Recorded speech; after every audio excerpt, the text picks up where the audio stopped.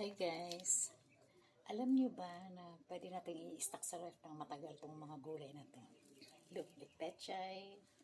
I have here string beans.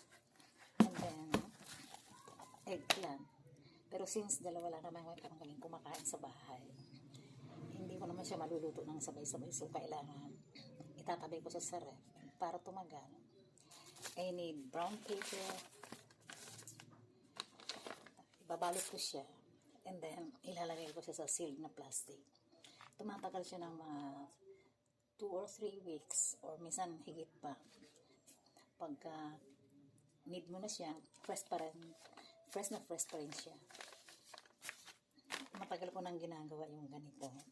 Kaya, nakakatipid talaga. Tara, let's go. Ay, papakita ko pala sa inyo. Like this one. Biruin mo, 2 weeks na siya sa ref ko. Binalutan ko lang siya ng paper, brown paper. Ayan. Sariwang-sariwa pa rin.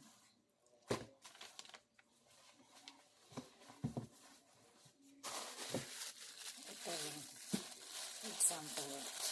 Itong nakabalot. At ngayon ko na rin siya sa ref.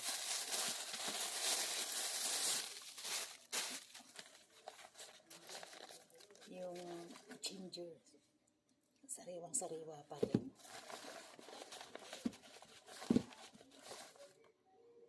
Pati mga sibuyas.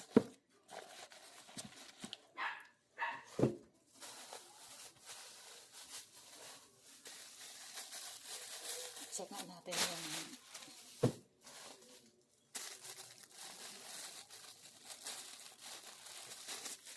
yung kalamansi dito. Check na natin yung kalamansi. Ito, tingnan mo. Ito, 1 month na mahigit.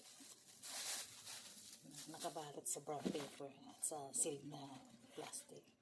See? Green na green pa rin siya at fresh na fresh. Gayahin nyo rin.